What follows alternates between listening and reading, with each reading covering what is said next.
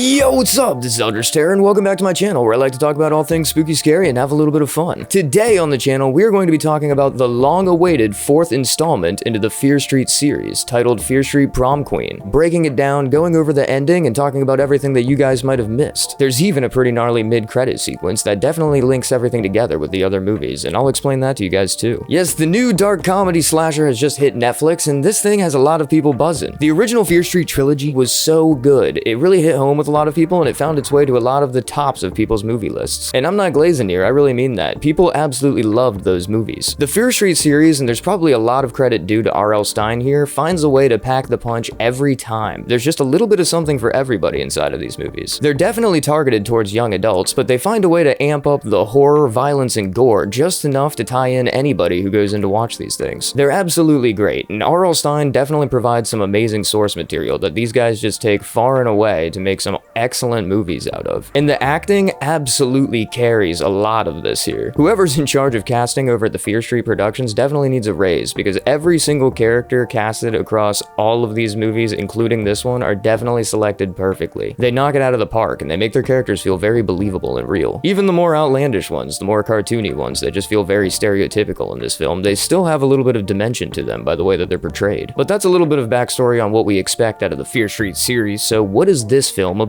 Following the success of the original trilogy, Fear Street Prom Queen is the latest 2025 young adult comedy slasher film. Based on a 1992 original novel by horror icon R.L. Stine titled The Prom Queen, this movie was directed by Matt Palmer from a screenplay that he co-wrote with Donald McLeary. This being the fourth installment in the franchise and taking place between the events of the first and second films, the movie is set in 1988, with prom season at Shadyside High as it's underway, and the school's wolf pack of it girls are busy with their usual sweet and vicious campaigns to secure the crown. But when a gutsy outsider is unexpectedly nominated to the court, a masked killer prowls the halls, and the other girls start mysteriously disappearing one by one in viciously foul ways, this class of '88 is suddenly in for one heck of a prom night. Fear Street Prom Queen was really good, and there's not a lot that I can touch on here without getting into the spoilers, but what I can say is that I absolutely enjoyed the movie. The vibes absolutely hit, they got that 80s vibe on point, the kills were fantastic, and the acting was all absolutely nailed. The whole thing was just done really well. But you know what? Let me stop wasting your time. Let's get into the film, break the whole thing down, talk about all the scenes, talk about the things you might have missed, and then eventually go over the ending, reviewing it and explaining the hidden details that are lurking within. The film begins with a shot of a girl in her prom dress walking in the night. She grips a crown in her hand and it's dripping with blood. She tells us that her last name is cursed and that everyone had always told her she'd end up dead or a killer by graduation, admitting that in some way or another they were all right. Cutting back a few days, we get a little title card telling us that it is 1988. The senior class of Shadyside High School are preparing for their long-awaited and highly contentious upcoming prom. In a very vintage after-school special fashion, we get an introduction to each of the major players in this prom race, cueing us in on who our slaughter fodder will be for the film. Our protagonist, Lori Granger, signs up to run for prom queen against a popular group of girls nicknamed the Wolf Pack. Their pack consisting of the ruthless Queen Bee and most popular girl in school, Tiffany Falconer, and her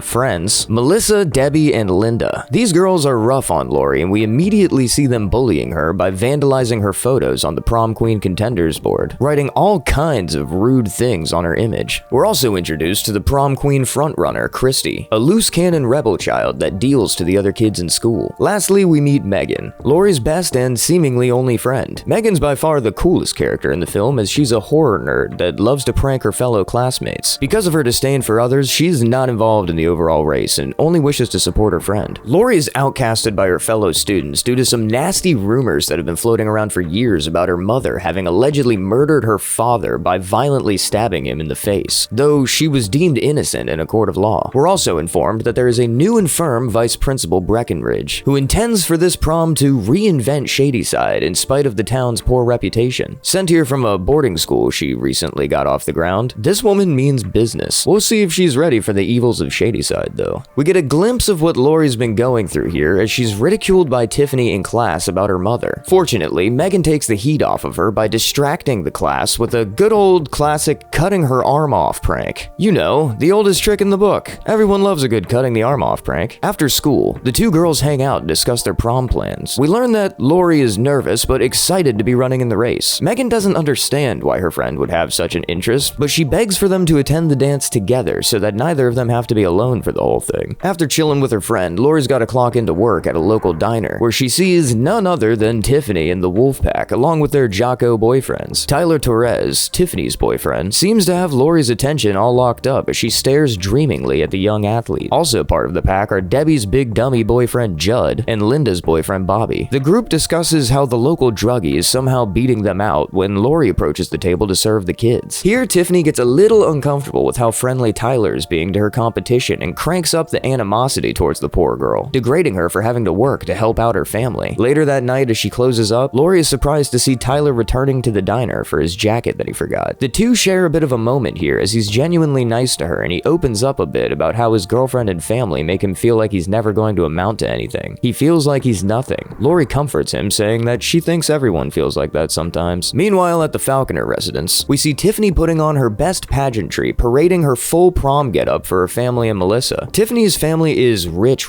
and they live in an insanely lavish home with a big old brass falcon statue right in the stairwell. Melissa, however, is not nearly as fortunate. She worries her dress won't be adequate for the night, but her good friend Tiffany surprises her with a dress of her own that she'd bought for her. After a brief montage of locals in town watching Phantasm and some glimpses of Megan studying Tom Savini's work, while most of the young girls in Shadyside are preparing for the big night, Christy is more concerned with getting off the bag. She makes a deal in a dark alley that doesn't really go off too smooth. She's not concerned though as she counts up her cash and heads on with the night. Moving down the street, we see a figure in a red raincoat shrouded behind a mask wielding a fire axe. The assailant approaches the frontrunner with velocity and clubs her in the back without hesitation. The girl falls to the ground and screams out in fear, but the figure spares little time before bringing the tool down on her head. The next day, word is buzzing around school about Christy being a no-show and how that will ultimately disqualify her from the race. Lori and Megan are hanging out discussing the night's musical selection with the assigned DJ when Breckenridge arrives with the school's principal to rehearse the night's ceremonies with the kids. Breckenridge and the principal have a strange relationship as she was sent there with the intentions of reshaping the culture. This leads the school's actual principal to be more of a lapdog to her more than anything resembling his official title. The duo round up the candidates and we get a shot of Megan looking obviously displeased as she's separated from her friend because she's chosen a seemingly superficial path that she just can't understand. When their drills are done, Breckenridge approaches Lori and formally endorses her as her favorite to win the competition. After school, Lori is off to work a shift when she's intercepted by Tiffany, who's out for a jog. Tiffany tells Lori that she's got her eye on her and that she better watch herself. She doesn't want to find out what happens when you cross a falconer. Confused about the recent disappearance of her supplier, Megan goes to Chrissy's boyfriend's house looking for more information. He's one of those creepy older guys who's been long graduated but still hangs around with the young girls. He tells her that he hasn't heard from her all day and that even he himself is concerned about this. It's unlike her to just up and vanish. The next scene gives us a glimpse at our masked killer's lair as the figure prepares for the night of slaughter. Prepping the arsenal and marking off Chrissy in the prom's candidate program guide, they set their sights on the next target. This scene is intercut with shots showing us Tiffany and Lori as they prepare for their big night. Again, basking in the differences between the living situations of the two girls that live directly across the street from each other. Tiffany gazes out the window across the street where we see Lori, the very flip side of her coin. Lori's mom enters the room and the two have a very touching conversation where Lori informs her that she's not just running in hopes of winning. She's doing it in hopes of bringing some new and lighter attention to the family's name. The two have been through so much and her mother fights through scrutiny every day in hopes of providing her daughter with a better life. Now it's time for her to return the favor in the little ways that she can. Now it's prom night. Everyone's arrived, everyone is dressed their best, and the party is thumping. We got kids spiking the punch bowl, we've got teachers confiscating booze and then drinking them. It's all in full swing. All of our characters are here and we even meet Breckenridge's son Devlin, a very disturbed and aggressively twitchy young man stationed to make sure everything goes smoothly. The two principals take the stage and instruct all of the contestants to join them to address the voters. As Lori gets to her spot, she notices something's up here. Why is she the only girl on stage? Tiffany's mom interrupts the show, commanding people to move things out of the way so that her daughter and the Wolfpack can steal the attention away. The girls storm the stage in American flag bathing suits, performing a little dance routine and effectively pushing Lori to the back of the crowd. She leaves the stage in embarrassment, finding Megan and sulking in defeat. Megan, though, was very prepared for something like this. Knowing the girls would do something messed up to upset her best friend, she spent the time crafting a masterpiece prank to pull off on the others. When everyone least expects it, a scream across the room alerts the party that Tiffany has been been murdered. They even find her head in the punch bowl. Snatching it out and sending it across the room, the head rolls to Tiffany's feet, revealing that she's just fine. The room erupts in anger, with the brunt of it directed at Lori and Megan. Though the principal can't prove it was them, they're now on thin ice. The rest of their peers scoff in offense that they would even attempt to ruin everyone's big night. This drives the wedge deeper between the two girls, as Lori is really upset that her friend's done this. She's tired of being the weird murder girl at school, and her friend just perpetuated the whole thing, putting her in a bad position by executing such a prank. Megan is offended that Lori even cares what these gross people think about her and storms off, leaving the two at odds. And now, boys and ghouls, it is time for the kills to come in. We see Linda and her boyfriend Bobby shacking up in a darkened classroom. Here, they find all of the flyers advertising her for prom queen defaced and torn to shreds. The pair are disturbed by this, and they become even more offset when the lights cut off on the other end of the room. Linda goes to investigate, and after a brief moment off screen, she returns to her date with her insides on the outside. She falls dead before him, revealing the masked killer lurking behind. The figure overpowers the kid and throws him onto a desk positioned near a paper cutter. Sliding Bobby into harm's way, the assailant uses the cutter to remove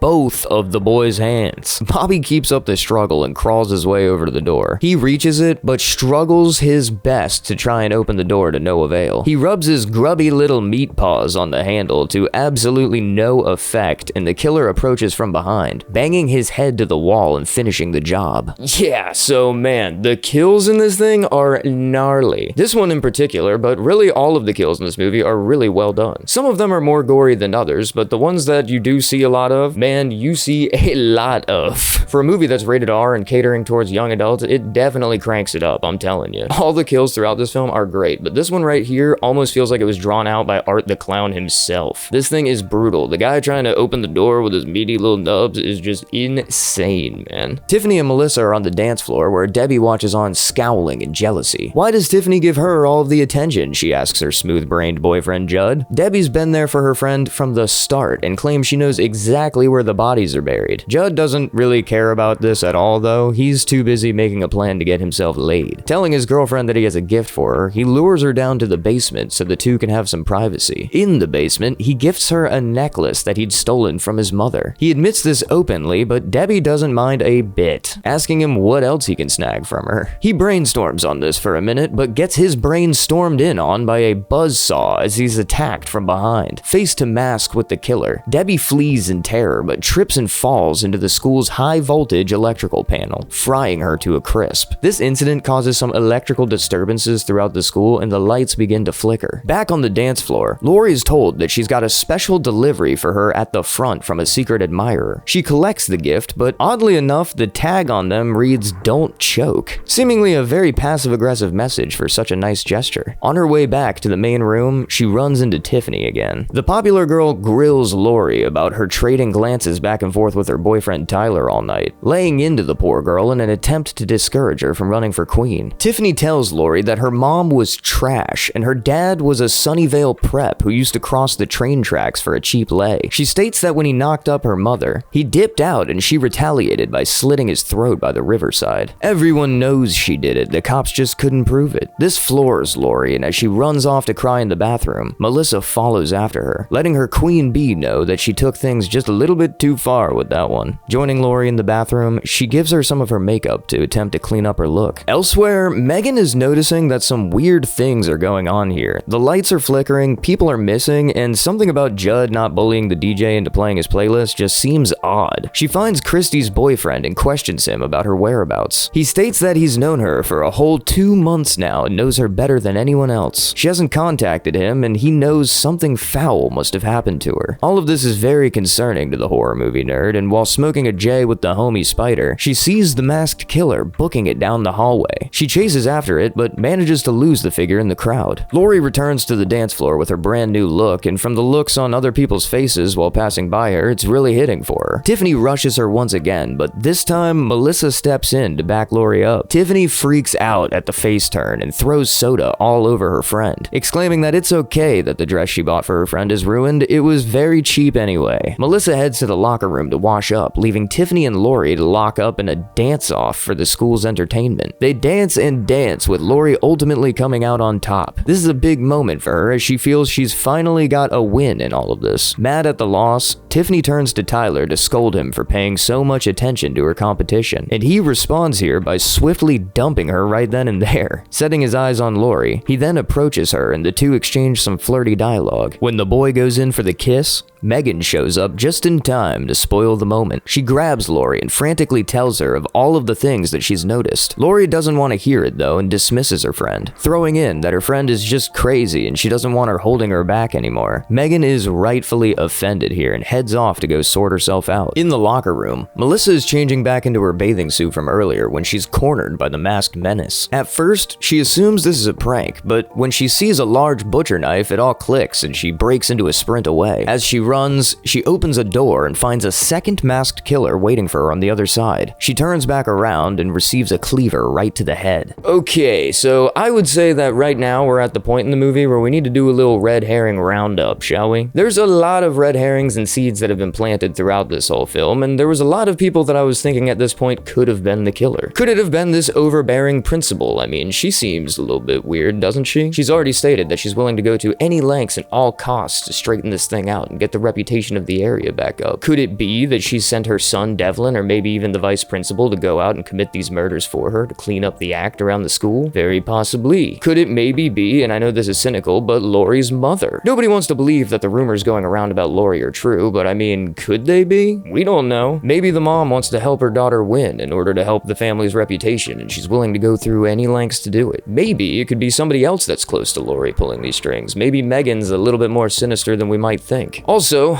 looking around the room at the prom, you see a lot of characters there. Pretty much the only character that we don't see returning at this moment is Tiffany's dad, who's also a teacher at the school. Isn't that strange that he's not there? Thinking maybe he could be behind the mask, huh? Or could it be the creepy janitor? We did see him lurking in the movie theater when the kids were watching Phantasm earlier in the film. He looked a little odd. At this point, it could be literally anyone. Maybe it's Tyler, maybe it's Lori. Who knows? Before this thing's done though, we're gonna find out, so get those theories spinning. Tyler and Lori flee the noise for some privacy, and here we see that he may not be Mr. Dreamy after all. He badmouths her friend for a bit before getting a little bit too handsy with her. Lori shows a bit of pushback and he grabs her, creepily asserting that he thought that she wanted it. Just then, a knife comes into frame and enters into the top of his head. The killer is in the room, and now it's Lori's turn to be on the hunt. She flees down the halls, eventually making it to the basement where she runs into Megan, who herself has just seen all of the bodies of our missing cast piled up in the electrical room. The two girls share intel and do their best to sneak away from danger, but while creeping down the hall, they're immediately spotted and pursued. They're chased to a storage room where they find a yearbook with prom candidates crossed out on an open table and realize this must be the killer's lair. They lock the door, but this only stalls the inevitable. The killer grabs a fire axe and begins chopping down the door to get to his victims. Thinking fast, Megan busts out a window, giving the two a chance to flee. While doing so, she catches a gnarly shard of glass to the hand. Following after her, Lori is nearly caught but deflects the masked figure by stabbing it with another broken shard. They make it out but return inside of the auditorium to inform the others of what they found. When they arrive, it's just in time for the school principal to announce this year's winner for Prom Queen. And what do you know? Lori won! This glorious moment of underdog triumph is quickly cut short though as the killer enters the room and begins indiscriminately cutting down the crowd. The figure enters the stage, chopping off the principal's arm with one buttery swoop from the axe and approaching Lori for the kill. Megan saves her best friend once again when she leaps onto the back of the killer, distracting him for a moment. The shape whips her off and readies for the kill before Lori turns the tables this time and plants the prom crown right into his eye, finally taking down the assailant. With the killer defeated, he is finally unmasked and it is found to be Tiffany's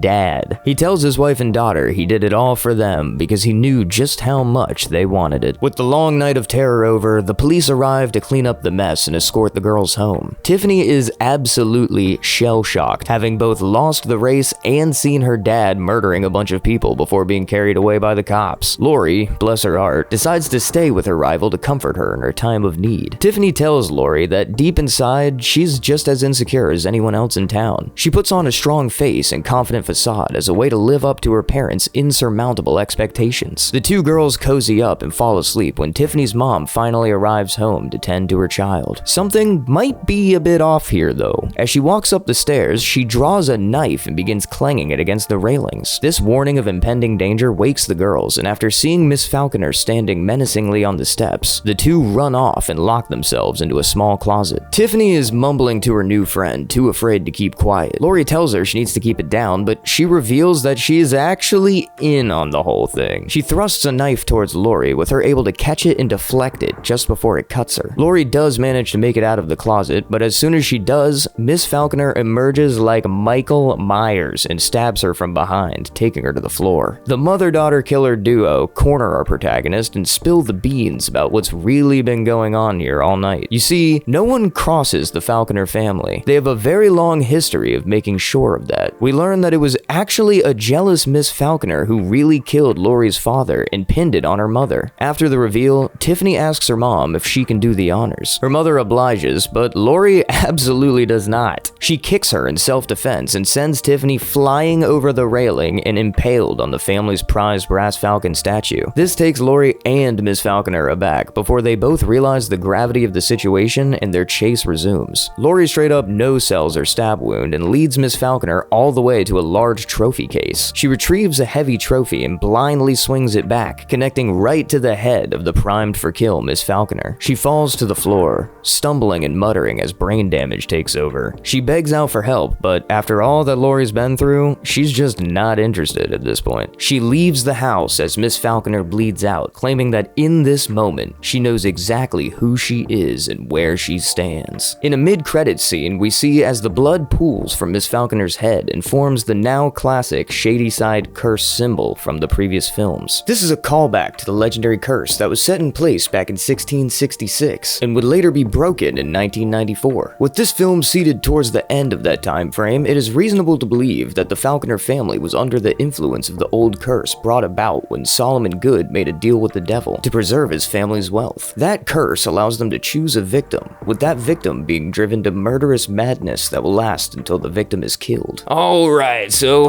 that wraps it up for Fear Street Prom Queen. How did you guys feel about the movie? Personally, I really liked it. I thought that it was a lot of good fun. I thought that it had enough horror to it, and I thought that the kills were pretty fantastic, personally. Considering the Fear Street movies that came before it, I think that I would rank this one third in the series, just behind parts 1 and 2. I would go Fear Street Part 1, Fear Street Part 2, Prom Queen, and then the third one. That's just me though, so let me know in the comments down below how you guys would rank this in the rest of the series. The film doesn't really play into the previous trilogy too much. There's no returning characters and no real mention of any of those outside things that are going on. But at the end of the film, we do get that mid-credit sequence that kind of ties things together a little bit with the rest of them. How do you guys feel about that? Do you think that maybe the Falconer family was under the curse the whole time? Something that I really like about Fear Street Prom Queen is that it does its own thing while still adhering to the Fear Street style. It doesn't really need to take place with those other movies, and it can just exist on its own. Before this thing came out, I was theorizing that maybe it could be closely followed with 2 other films, kind of like they secretly dropped them with the other one before it. But nope, it seems like Prom Queen is going to exist as its own standalone little story and entity, and I think that that's cool too. I'm interested to see what other Fear Street properties they cook up after this, and if those will stand alone, or if we'll see these characters returning. If we don't, I'm cool with that. We can rock it as an anthology series. The acting was great, the kills were great, the music was great. There's truly something for everyone in these movies. But how did you guys feel about Fear Street Prom Queen? Definitely let me know in the comments. I do gotta say that this feels like it's the 4th or 5th dark comedy slasher that I've seen coming out this year already. Like really this year, since January, there have been so many of them. And me personally, I'm a slasher head. I love slashers, I can't get enough of them. But one gripe that I do have to say about all these movies that we've seen coming out lately, Fear Street, Hard Eyes, Clown in a Cornfield, Hell of a Summer, they were all whodunits. Literally every single one of them was a whodunit. And I just would like to remind you at home and the producers that make these slasher films that not all slashers have to be whodunits. That is a Scream thing, and you guys are all just biting off and biting into what they did before. Me personally, I like my slasher killers to be these weird supernatural phenomenons like Michael Myers, Jason Voorhees, Freddy Krueger, the Candyman. Can we go back to doing them like that, please? Can you give me like one this year that's on that vibe? In a Violent Nature was really good. That's the last one that I really remember coming out that hit on that kind of a vibe, but give me more. I need more.